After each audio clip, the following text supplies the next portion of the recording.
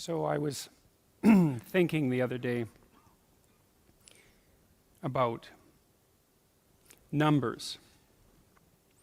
You know, there are mathematicians who think that there isn't anything more real than numbers.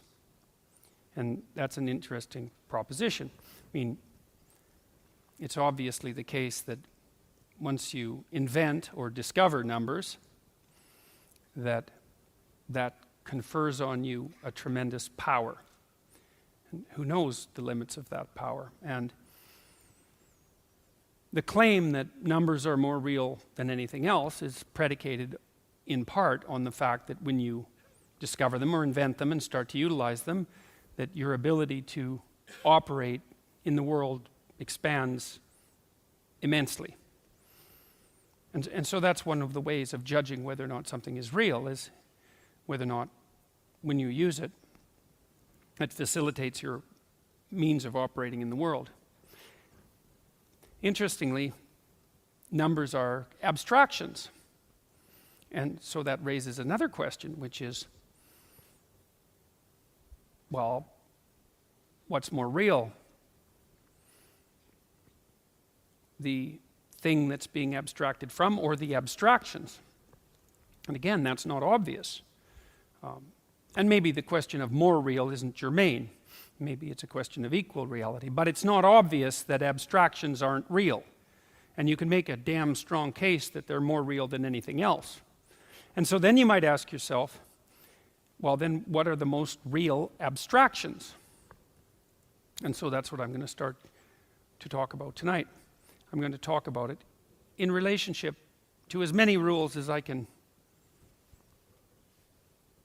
lay out simultaneously. I'll go through the rules first. So rule 1 is stand up straight with your shoulders back. And rule 2 is treat yourself like you're someone responsible for helping. And number 3, which is very tightly associated with number 2, they're sort of variations on a theme, is make friends with those people who want the best for you. And by the way, these last 2 rules aren't injunctions designed to make your life easier. They're actually injunctions designed to make your life more difficult. Kierkegaard said at one point that his role in life, given that everything was proceeding to become easier and easier in all possible ways, that there would come a time when people would cry out for difficulty. And so that's partly how he envisioned his role in the world, interestingly enough, as a universal benefactor of mankind who would strive to do nothing other than to make life more difficult for everyone. Right? And so rule 2 and 3 are like that, because treat yourself as if you're someone responsible for helping isn't the same as be nice to yourself. It's not that. And to associate with people who want the best for you means that they get to demand the best from you. And that's also not an easy thing. Rule 4 is compare yourself to who you were yesterday and not to who someone else is today. And that's an injunction about envy, right? It's easy. You need you need things that are above you, because you need to do something worthwhile with your life. You need something to aim at, but one of the consequences of that is that you can become envious of people that you believe have attained more in a deserved or undeserved manner, and that can make you bitter. And so it's much better to compare yourself to yourself and to use yourself as the target for improvement and comparison. Rule 5 is don't let your children do anything that makes you dislike them. And the rule of thumb there is if you dislike them, then other people will.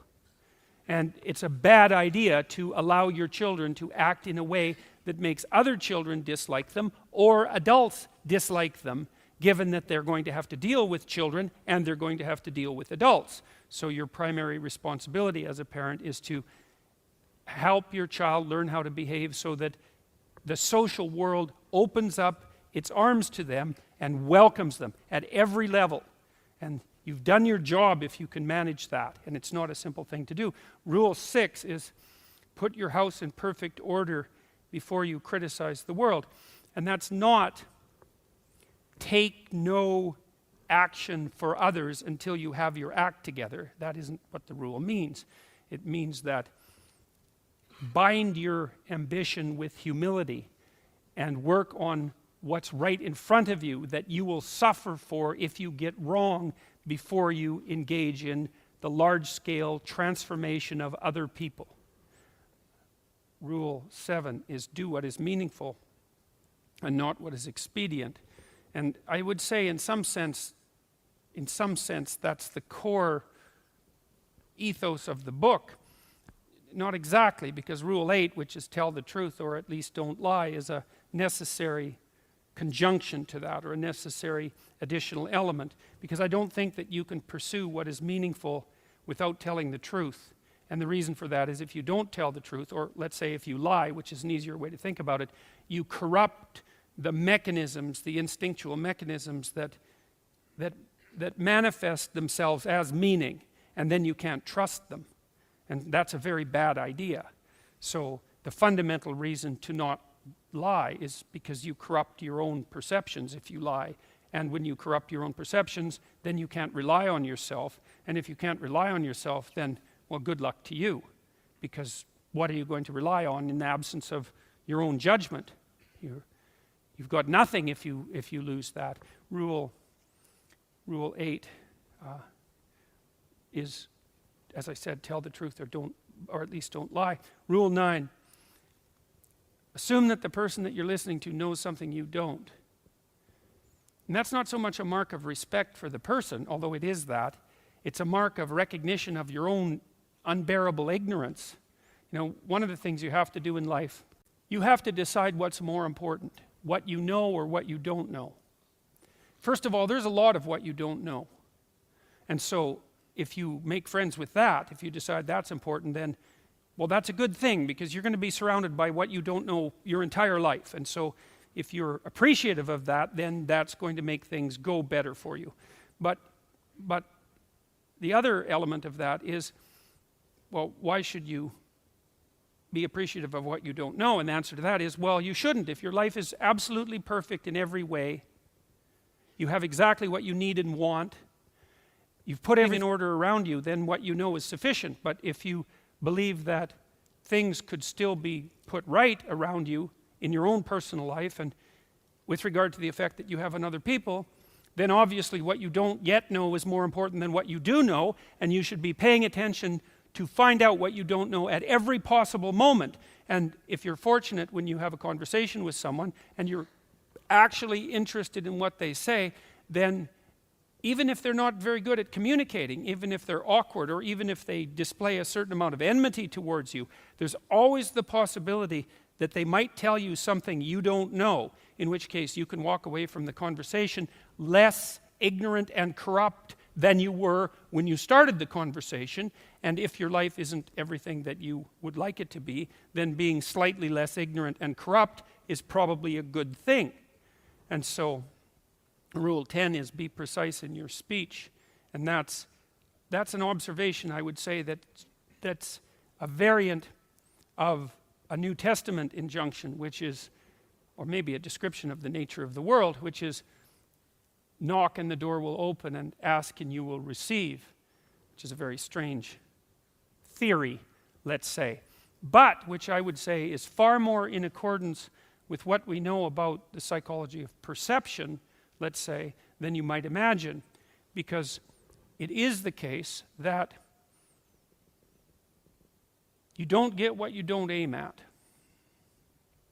You might get what you do aim at, and your aim might get better as you aim as well, which is something to consider. If you specify the nature of the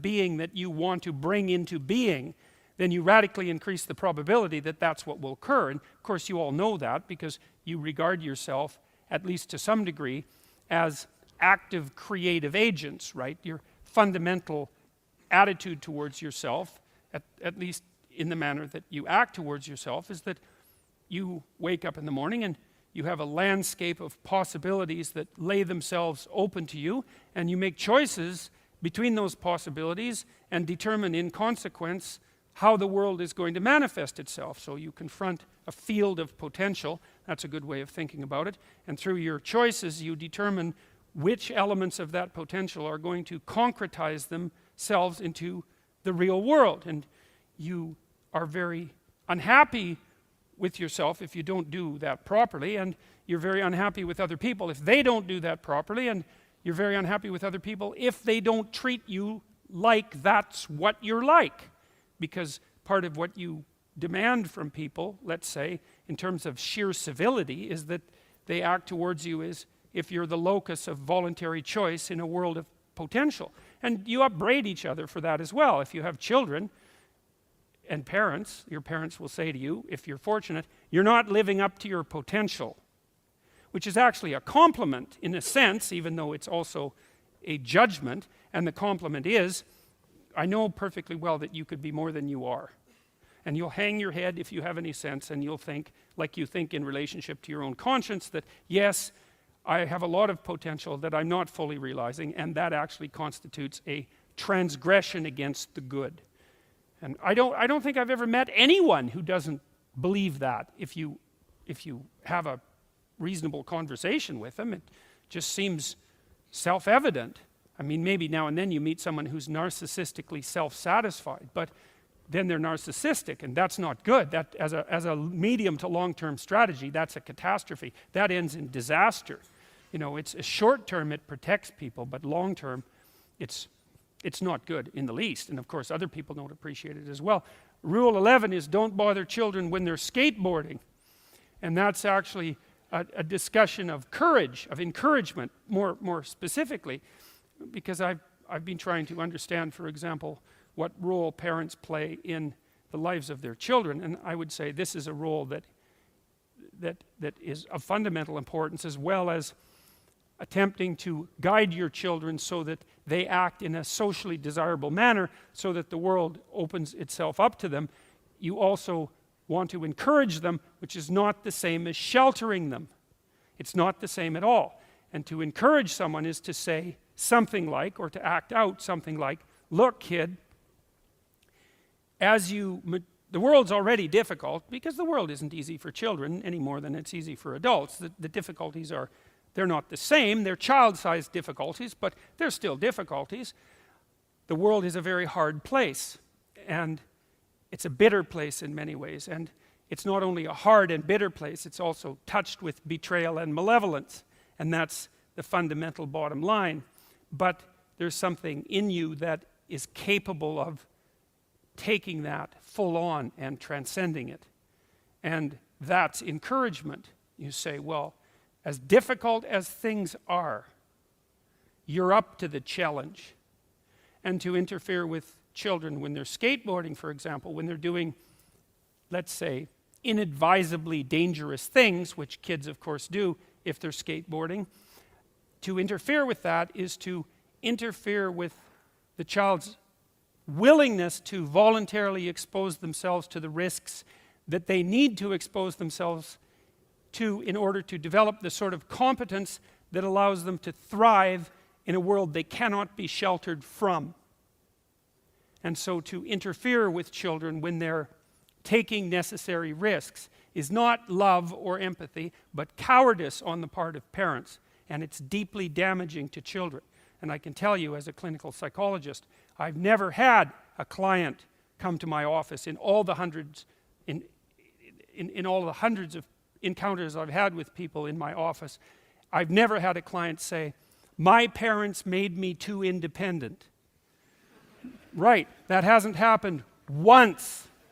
Right, now, my parents made me too dependent, or I conspired with my parents to perpetuate my dependence. That happened all the time.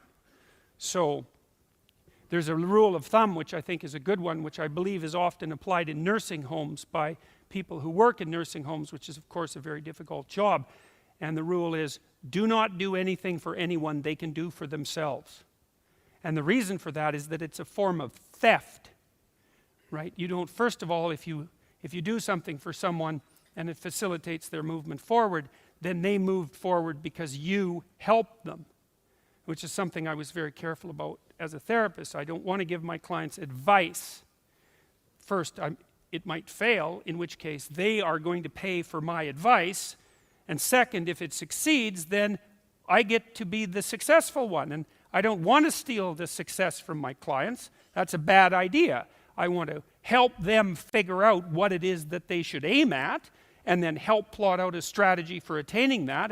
But I want to ensure that it's their destiny, not something I'm imposing. And of course, the imposition of that sort of thing is the hallmark of a bad, I would say, therapeutic relationship, but also a bad relationship, period. Right? So one of the things you want to do with your partners, your spouse, your husband or wife, and also with your children, is to listen to them so that you can figure out what their problems are and figure out with them, because they're going to figure that out by communicating, and then perhaps aid them in the development of a strategy. But you have to ensure very carefully that you're not imposing your own structure in a manner that's going to steal from them what's rightfully theirs. So Rule 11 is an injunction to courage as the fundamental. Because you could say, well, what's the antidote to the catastrophe of life? And one answer might be safety. It's like, well, look, everyone's sensible enough to know that a certain amount of provision for safety is worthwhile. You should probably wear your seatbelts when you're driving around in your car, because why take foolhardy risks? But given that there is no security in life, in the final analysis, then encouragement is a much better medication than sheltering. And that's I think in keeping with the idea that what life is essentially is not a place to attain happiness or even to aim for happiness, even though you should be grateful if some comes along now and then, but a call to something like adventure. And I think that's the proper way of conceptualizing it. Certainly, if you go watch a story, a movie, you read a book, something like that, if you encounter a narrative that's gripping, whether it's a romance or a classic adventure story, then the element of it that's gripping is the adventure. And so to portray life as an adventure in romance and in the world is the proper way to portray it. And the way that you facilitate the adventure is through encouragement. I had a client once, I really liked him. He was a good guy, he was a smart guy, good-looking young guy, had everything going for him, He was a good musician, he was a talented athlete, but he hadn't been encouraged, I wouldn't say. He told me about his relationship with his girlfriend. He said his girlfriend wanted to go biking around southern Ontario. She was about 19 or 20, and he thought he might join her. And when she went and talked to her parents, they made every provision possible to help her prepare for the journey, to make sure her bike was in good shape, to make sure she had the right equipment, to help her plot out a route. And when he went and talked to his parents, all they did was worry that he was going to get hurt. And he might get hurt, because people get hurt. But they didn't understand that they were choosing between the hurt that he might encounter by going out in the world and having an adventure, let's say with his girlfriend, or the hurt that he would encounter by staying at home, cowering in his basement under the protection of his over-loving parents, while his girlfriend ventured bravely into the world. You think, well, which of those two things is most likely to be damaging? And the answer to that is, well, his parents wouldn't worry as much as if he was in the basement. And that's the wrong worry, even, because they should worry more, not less. So in Rule 12 is pet a cat when you encounter one on the street. And it's oddly enough, a meditation on fragility.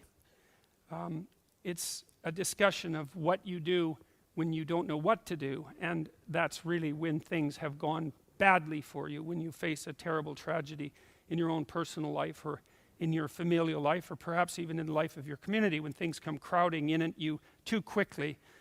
In the case of a death in the family, or a terrible illness, or the collapse of a dream, or any of the things that can flip your world upside down, is how do you cope with that? And that chapter contains discussion of the necessity of narrowing your time frame, because sometimes the right way to look at the world is across years, and sometimes it's across months, and when things are more out of control, perhaps it's across days, and when you're really up against the wall, it's across hours or even minutes. And during those minutes, then you concentrate on doing as well as you can with what's right in front of you for the longest unit of time that you can tolerate conceptualizing. Maybe that's what you do at someone's deathbed. And while you're doing that and suffering away madly, then you also take the time to appreciate everything you can that manifests itself, that allows itself to be appreciated. And so that's the metaphor of the cat, I suppose. And so that's the 12 rules. And I'll return to rule 1, which is stand up straight with your shoulders back. And I'm going to use it as a platform for laying out the abstractions that I talked to at the beginning of the lecture.